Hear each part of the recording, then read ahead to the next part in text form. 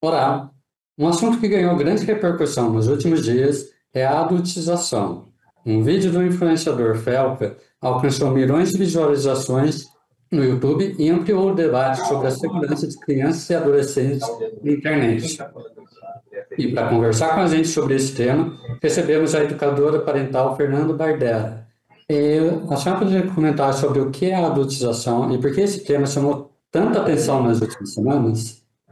Bom, Luiz, eu vou começar respondendo essa pergunta, explicando um pouquinho quem é o Felca, né? O Felca é um influenciador digital paranaense e se tornou assunto em todo o Brasil. Ele é conhecido por vídeos de tendências da internet e começou produzindo vídeos de jogos eletrônicos. Então, muitos de nós nunca tínhamos escutado falar dele até ele expor um documentário impactante, que tem mais ou menos uns 50 minutos, devido ao tema importantíssimo e cheio de camadas, né? Ele acabou sendo conhecido mais no Brasil justamente por conta disso.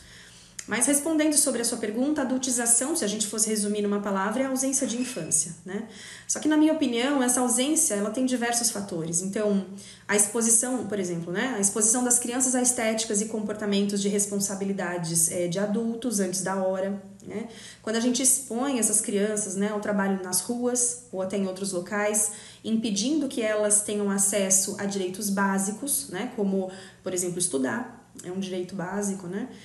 Quando a gente pensa na falta de recurso financeiro, que exige com que essa criança de fato não viva as suas fases de desenvolvimento de forma plena, né? É claro que nesse aspecto, se a gente for pensar, ter algum recurso financeiro também não garante que a infância seja vivida de forma plena, mas a falta dela com certeza potencializa esse pulo no desenvolvimento, né? Um outro aspecto também é na perpetuação de uma cultura que viam as crianças como mini adultas. Isso acontecia na Idade Média, por exemplo. Então, o que pode explicar a naturalização dos abusos contra as crianças, né? Então, elas eram vistas como mini adultas, eram tratadas como tal. Acho que um outro aspecto também é da ideia de que a criança não é vista como ser humano de igual valor ao adulto, né? Então, vou até trazer um dado aqui feita pela Fundação Maria Cecília Souto Vidigal, que é uma organização civil pró-infância, e ela fez uma pesquisa recente, ela traz um dado muito interessante, que é metade dos entrevistados que ela entrevistou acredita que o maior desenvolvimento vai acontecer por volta dos 18 anos, ou seja, quase na vida adulta, quando na verdade não é.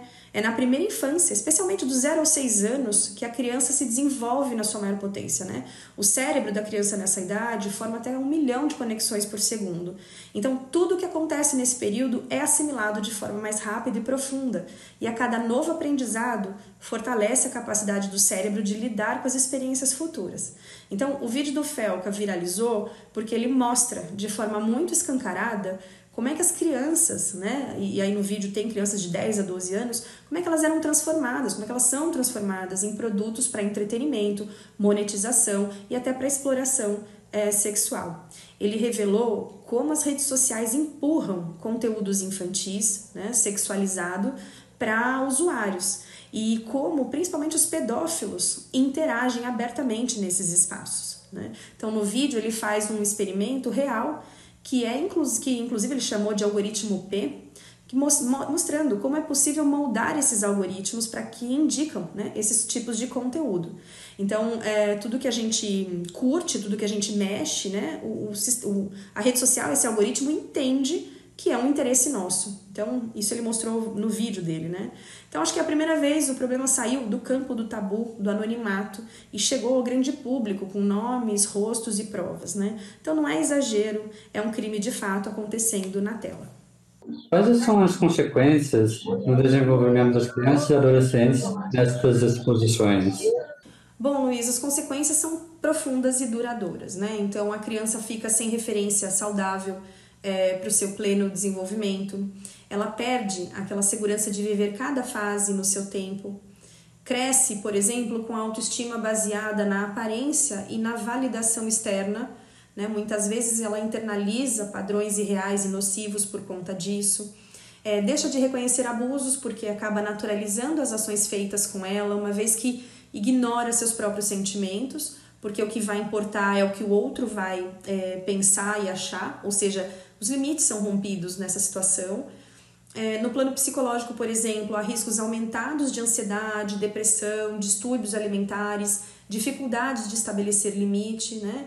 Lembrando que infância, especialmente adolescência, são cérebros em construção ainda, né? A capacidade do cérebro de lidar com experiências futuras vem diretamente do que foi gravado e vivido nessas fases iniciais da vida. Então, as experiências, especialmente as adversas, né, como essas, né, que a gente chamou de adultização aqui, elas ficam registradas em nosso sistema nervoso, né? Porque para o cérebro não existe esse antes e depois e agora, é tudo uma coisa só.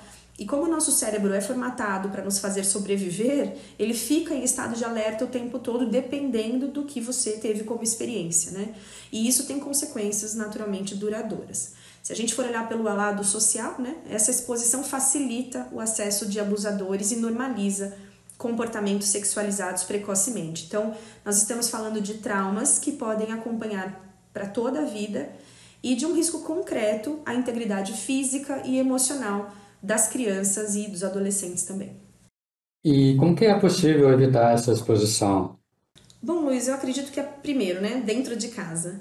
Eu, como educadora parental, que atuo apoiando as famílias a construírem relações mais conectadas, mais conscientes e respeitosas com seus filhos, penso que pais e cuidadores, né, os adultos cuidadores que se relacionam com essas crianças e adolescentes, precisam entender que a internet não é um território livre. Ela exige supervisão ativa, diálogo aberto, regras claras sobre o uso do que é postado e do que é consumido. Acho que exige modelagem também do uso dos celulares por nós adultos, né? A gente usa indiscriminadamente muitas vezes o celular em casa em momentos que poderiam ser de conexão verdadeira com esse filho, né? Com a criança, com o adolescente. Eu acho que também passa por uma conversa muito profunda de esclarecimento, de dúvidas e orientações que eles também têm, essas crianças, esses adolescentes, né? É preciso, por exemplo, ensinar desde cedo sobre privacidade e respeito ao próprio corpo, né? Então, isso tudo dentro de casa. Acho que um segundo ponto, que é o que está sendo discutido hoje no Brasil, né, que são as plataformas serem responsabilizadas, né, por esses conteúdos, por esses mecanismos de detecção de conteúdo adulto e punir esses exploradores, né, isso já está acontecendo. E por fim, acho que pensando em políticas públicas mesmo de fiscalização, proteção da criança no ambiente virtual e não do ambiente virtual, né?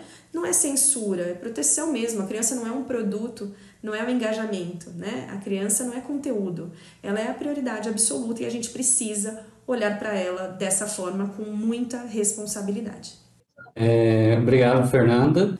Bom, Luiz, quero novamente, então, agradecer esse espaço, né? Mais uma vez, vocês me dando espaço para falar desse tema relevante e torço mesmo para que isso traga mais reflexão, mais conversa, mais conscientização da população sobre esse tema tão relevante, tão importante, que a gente olhe, de fato, cada vez com mais responsabilidade para as crianças e para os adolescentes nesse ambiente virtual.